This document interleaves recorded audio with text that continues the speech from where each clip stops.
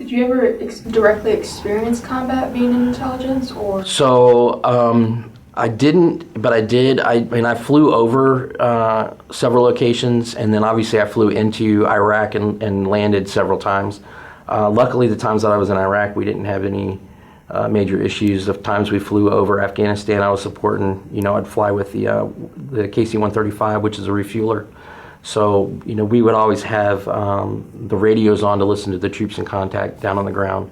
And as soon as we would hear troops in contact and what they were going through, we kind of knew that the fighter aircraft and the bomber aircraft were going to come up and get, refueled and go back down and support.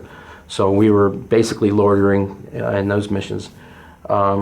For the Balkans, when we flew out of one of the locations, we were spotlighted and we were fired on by a ground-based gun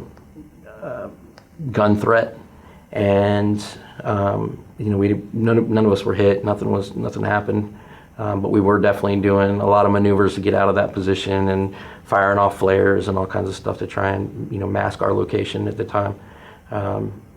Once we were out of the range, we weren't firing the flares. We were trying to get away in the dark. But yeah, it was pretty hairy there. But I mean, obviously not troops in contact downrange.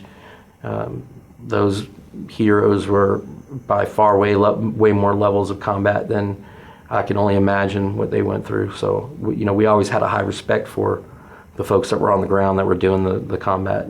And intelligence was involved. We had airmen that were constantly involved with the Army, doing EOD, ordnance disposal missions, doing convoy missions and stuff like that. So they were definitely not doing their normal Air Force mission. But we were all involved. We were all in.